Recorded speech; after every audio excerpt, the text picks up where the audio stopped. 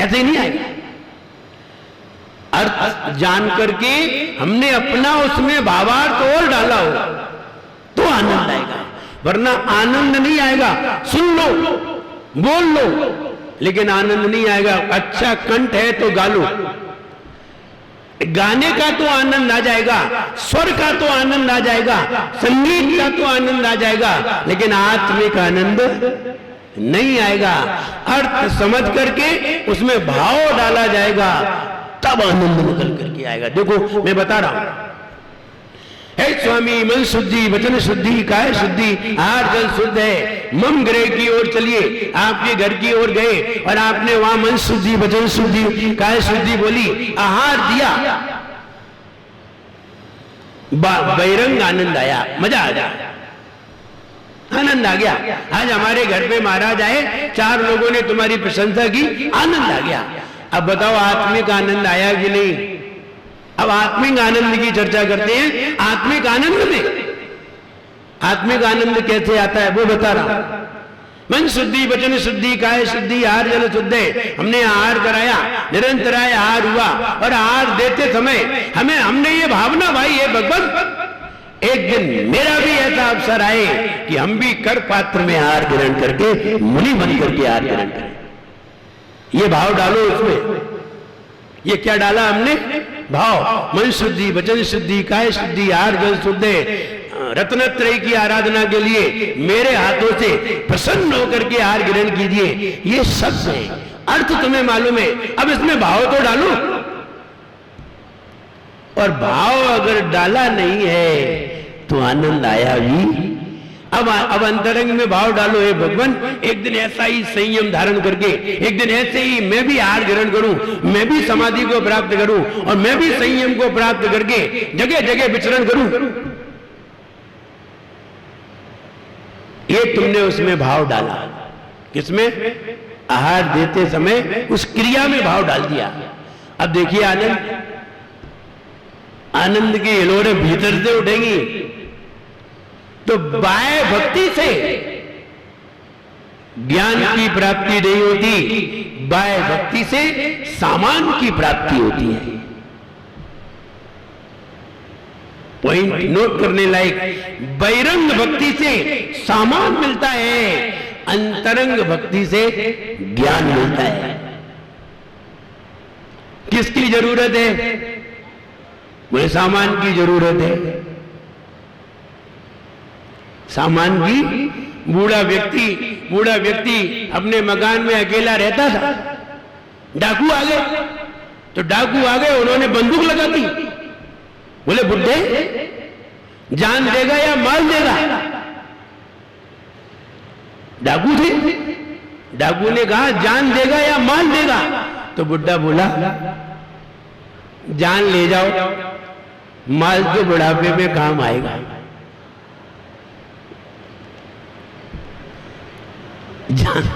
जान ले जाओ, माल तो बुढ़ापे में काम आएगा। कभी कभी विचार करते हैं, कभी कभी लोग कैसे कैसे तर्क दिया करते हैं।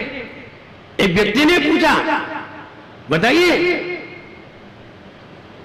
डाकू में और पत्नी में कौन खतरनाक है? नहीं, ये बात देखिए उसकी, क्या उसने तर्क दिए। शंकर भैया, डाकू में और पत्नी में, माफिया में, और माफिया माने डाकू, माफिया में और पत्नी में कौन खतरनाक है? तो उसने उत्तर दिया, साहब पत्नी खतरनाक है। बोले कैसे? बोले डाकू तो ये कहता है जान दोगे या माल, वो एक ही चीज लेता है, एक ही चीज मांगता है। अगर माल दे दिया तो जान बख्श देता है, जिंदगी बख्श देता है, और जिंदगी दे दी तो माल बख्श देता है। पत्नी, तो उसने कहा पत्नी ज्यादा खतरनाक है, उसे जिंदगी भी चाहिए और माल भी चाहिए, दोनों चीजें। वो एक चीज नहीं, पैसा भी चाहिए और तुम भी। तुम कहां जा रहे हो? तुम पैसे दे करके हमसे बच नहीं सकते, तुम भी और तुम्हारा माल भी, दोनों। तो मुझे लगता है माफिया से पत्नी ज्यादा खतरनाक है। तो हम ये कहना चाहते, बाहर भक्ति से सामान मिलता है और अंतरंग की भक्ति से ज्ञान मिलता है। अंतरंग की भक्ति ज्ञान पैदा करती है और बाहर की भक्ति सामान पैदा करती है। लेकिन भगवान कौन पैदा करती है, भगवान कैसे पैदा होते हैं और अज्ञान कहां से मिलता है, हम आपको आगे बताने का प्रयास करेंगे। यही बुद्धि ढूंढती है और यही बुद्धि श्रेष्ठ कहलाती है, जो ज्ञान को पकड़ती है और सामान को छोड़ देती है। कई लोग होते हैं सामान पकड़ते हैं और ज्ञान छोड़ देते हैं, और कई लोग होते हैं सामान छोड़ देते हैं और ज्ञान पकड़ लेते हैं।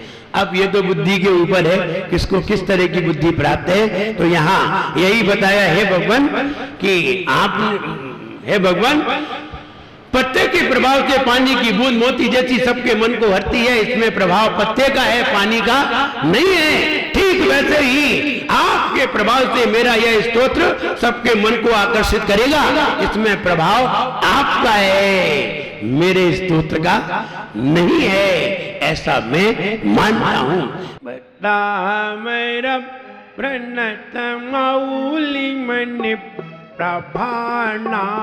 प्रभानामुद्योतकं ललित पापतमो वितानं सम्यक् प्रणम्य जिन्न पायल युगं युगायनावलम्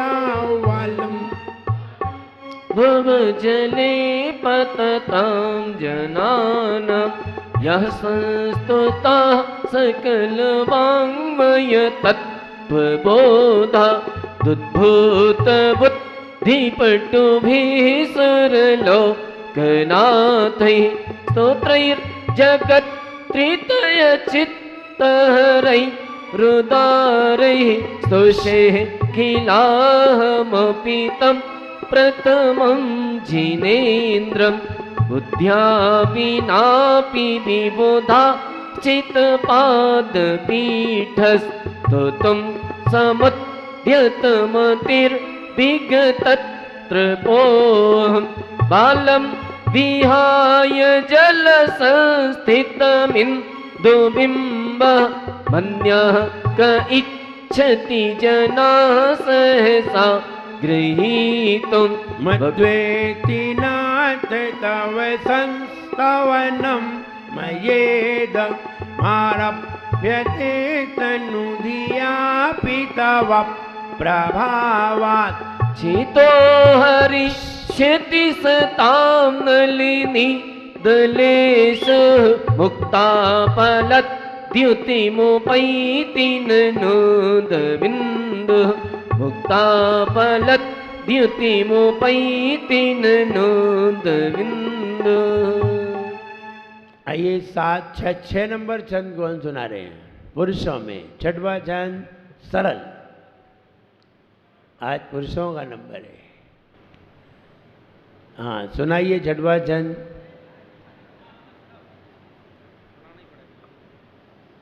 आचार्य श्री को नमोस्तु, मुनि श्री को नमोस्तु, माता जी को वंदामि। अल्पश्रुतं श्रुतवतां परिहास धाम तद्भक्तिरेव मुखरीकुरुते बलान्मां यत्कोकिलः किलमदौ मधुरं विरौति तच्चाम्रचारुकलिका निकरैक हेतु। हेतु और अल्पश्रुतम, अल्पेश्रुतम नहीं। सातवां छंद महिलाओं में,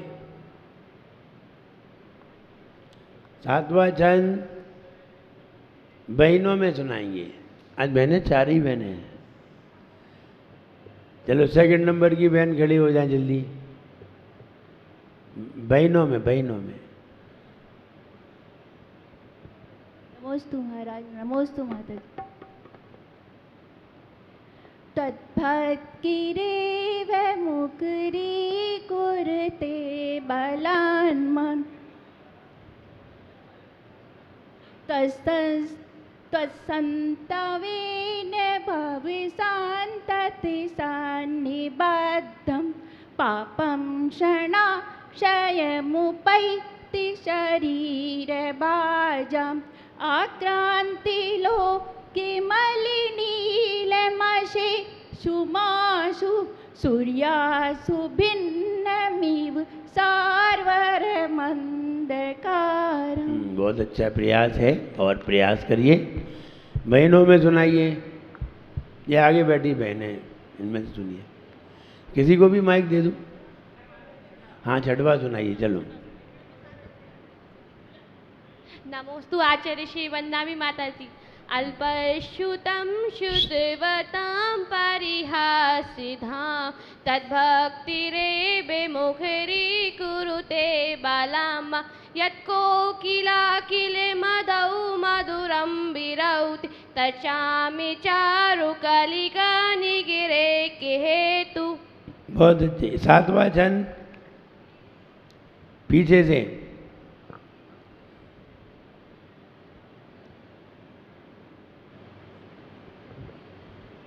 आचार्य नमोस्तु बंदामि त्वत्सन्तिवेन भवु सन्तति सन्निबद्धं पापं क्षणाक्षयमुपैति शरीरभाजम् अक्रान्तिलोके मलिनीलमिषि सीमाशु सूर्यांशु भिन्नमिव सार्वरमन्धकारम्। सातवां छंद, आठवां छंद।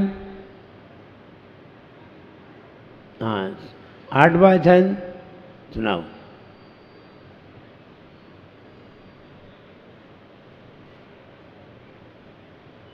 मद्वेति नाति तव संस्थिवनामयेद माराभ्यते तनुदियापि तव प्रभावात् चेतो हरिषति सदां नलिनीदलेषु मुक्ता फलद्युतिमुपैतु ननोदबेन्दु। ये बच्चे होते फिर सुनाते बढ़िया।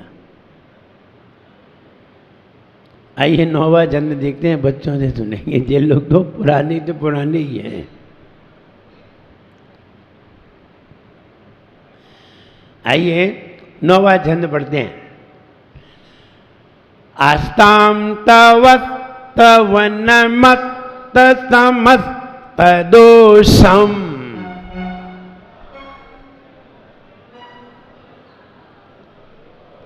फिर ध्यान दें, किताब में तो लिखा है, वो देख बाद में देख लेना, पहले मेरी तरफ देख लिया करो। आस्ताम तवत्तवनमत्त समस्त दोषम।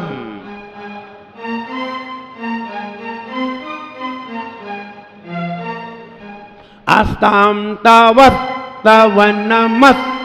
समस्त दोषम।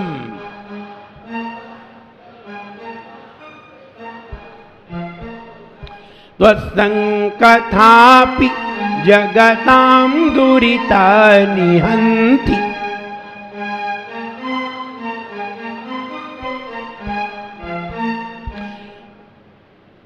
त्वत्संकथापि जगतां दुरितानि हन्ति।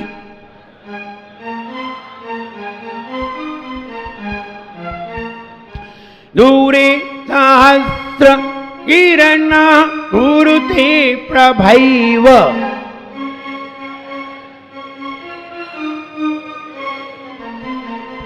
दूरे सहस्र किरण कुरुते प्रभैव।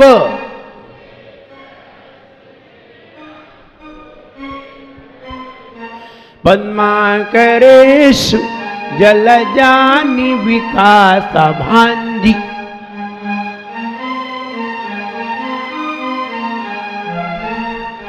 पद्माकरेषु जलजानि विकासभान्धि।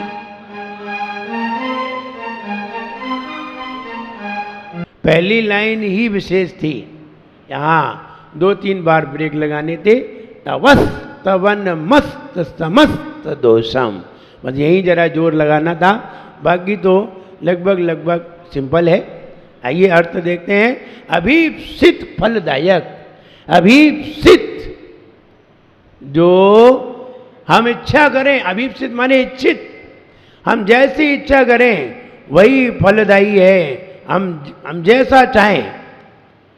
अभीप्सित फलदायी यानी ऐसा भाव अगर हम अपने अंदर लाते हैं तो व्यक्ति जो भी इच्छा करता है अपने मन में, जैसी भी इच्छा करता है, उसकी इच्छा तत्काल पूरी होती है।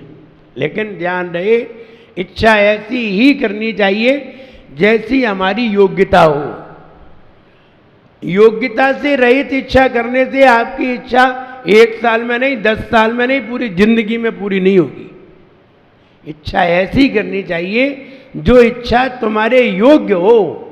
तुम्हारे योग्यता से रहित इच्छा पूरी कभी भी नहीं होती, किसी की भी नहीं होती। इसलिए योग्यता है उसी को मांगना चाहिए और वही इच्छा करने से पूरी होती है। जो योग्यता नहीं होती तो उसकी इच्छा कभी भी पूरी होती ही नहीं है।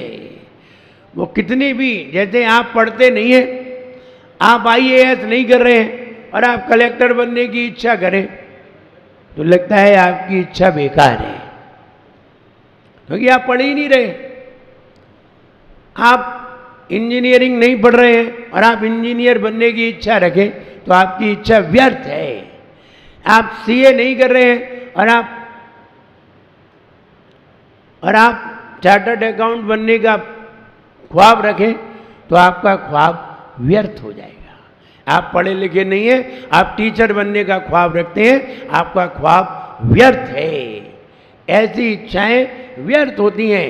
लेकिन जो योग्यता पाई जाती है, जो योग्यता होती है, वही इच्छाएं पूरी होती हैं, शेष नहीं होती। इसलिए यहाँ इच्छित फलदायी, आप योग्यता रखते हैं और भक्तामर का पाठ करते हैं, 9वें छंद का जाप करते हैं, 9वें छंद का भाव अंदर लाते हैं, तो निश्चित मानिए आपकी इच्छा नियम से पूरी होगी।